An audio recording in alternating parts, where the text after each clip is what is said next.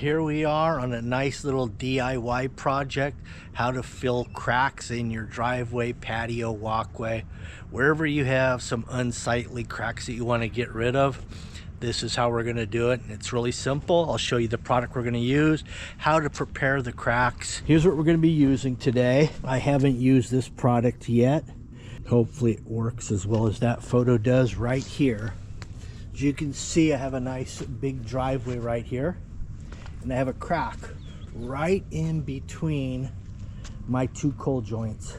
So what I'm going to do is just prep this crack. Let's see what the directions show on the preparation for this. Brush out loose debris from the crack that may affect performance. For best results, use a hose to clean the crack thoroughly and let area dry completely before applying product. What I'm going to do is I got my little mini electric pressure washer.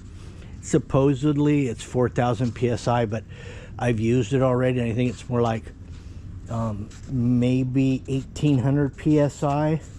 But here's my power source. Just going to use this little backpack, battery powered generator. What I think this material is just some fine sand and maybe just some cement or polymer of some sort, dry. So what you have to do, once the crack is clean, you dump this pretty generously over the crack, and then because of its fine silica, it's probably like a 60 silica in there, super fine, so it'll fall into the crack, and when it does that, you'll have a little bit over on the sides, and I'm going to brush that off with a card. Just take like a, well, matter of fact, I'll just use this card right here, and I'll just kind of go like this, scrape off the excess. What falls in the crack will stay. Then it's just a matter of a little bit of water being misted on the surface that absorbs into this material and it sets it up in the crack. All right, I've dialed this into a stream.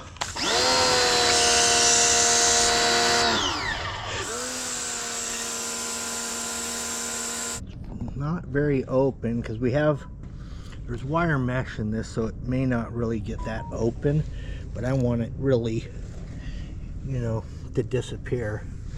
So that's what we're going to try to do here.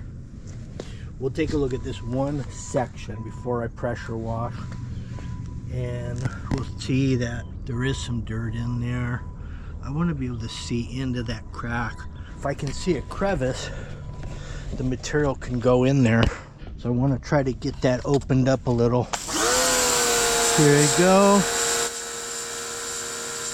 I'm noticing my feet are getting wet. Fortunately, I have some rubber boots that I can just slip over. Also, you'll notice I have glasses on, and that's kind of important because when you're really shooting that nozzle straight down, you could get some flyback, splatter back. So protecting your eyes is a good idea. All right, let's look at that crack again. It really looks like it's opened up nicely. You can actually see in there now. I created some space to drop that material in there is what's happened. To do that, I got two more sections to do. Once I get them blasted out with this pressure wash, I'll let it dry overnight. Come out here about 11 a.m. tomorrow and fill it in. We're done. Once you get this thing filled in, they recommend about 72 hours before it get wet again. Let's see.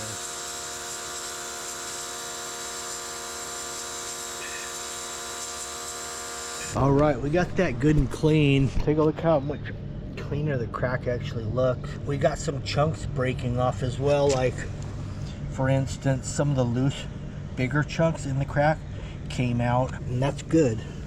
That means the pressure washer is doing its job. It's getting rid of the loose material. All we have to do now really is wait. I'm feeling some of these. I see chunks right here. They didn't want to come out. Oh, there we go. There, I got a little bit of that out. So I'm gonna let this dry overnight just to speed the process. I think I might use my blower, do a little blowing on this, give it a head start on the dry time. Here we are, guys. We're back on day 2 of this prep. We've prepped it out good. We've ran a little sample here. It's starting to dry up nicely. The crack's kind of going away. Take a look at that. It's a big improvement, right? Plus what we've done here is we've sealed the crack so water's not going to get in there. Water is corrosive, so that's why it's important to seal these things up sometimes.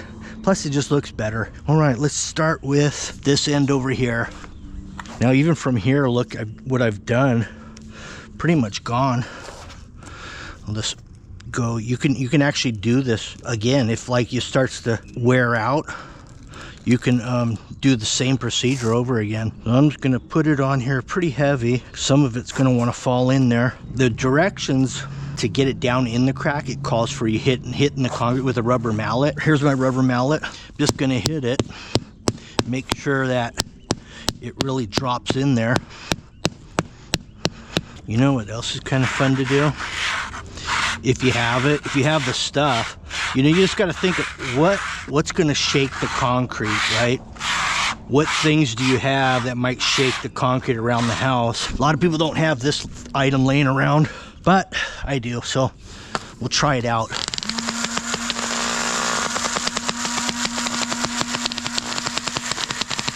That could damage your concrete, potentially. You could wrap some tape around that if you wanted to, kind of soften the blow. Now what we'll do here is just scrape the excess off. I can't see where the crack is at this point, so I really don't know where I'm scraping and where I'm not. So that's a good sign. A lot of problems I found with crack repair is color.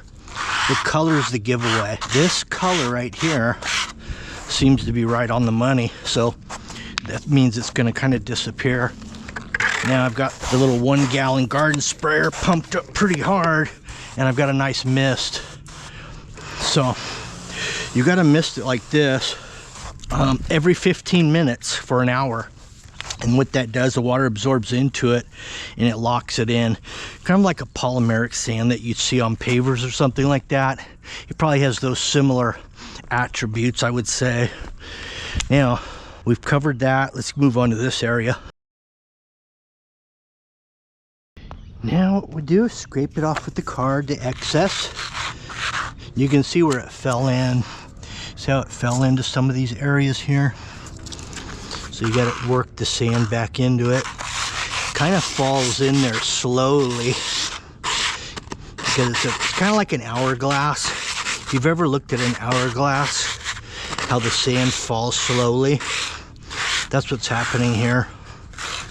So you got to give it some time, in other words. So before I started filling this morning, I hit it one more time with the blow dryer, or the blower, blew out any stuff that might have settled in overnight, just to make sure it was really clean. I wet it down about 4 times in an hour, the light mist. Now I'm just kind of loosening up everything, that some residuals. Okay, I've kind of loosened up everything. All the excess that was left over. Now I'm just going to blow it off and that should do it.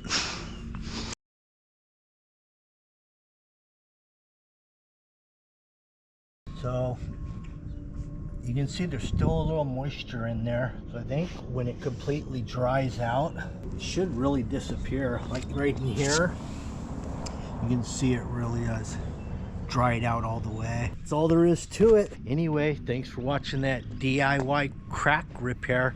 Sweet and simple and much better looking. And that about wraps up this video. Thanks for watching. Have a good one. Bye.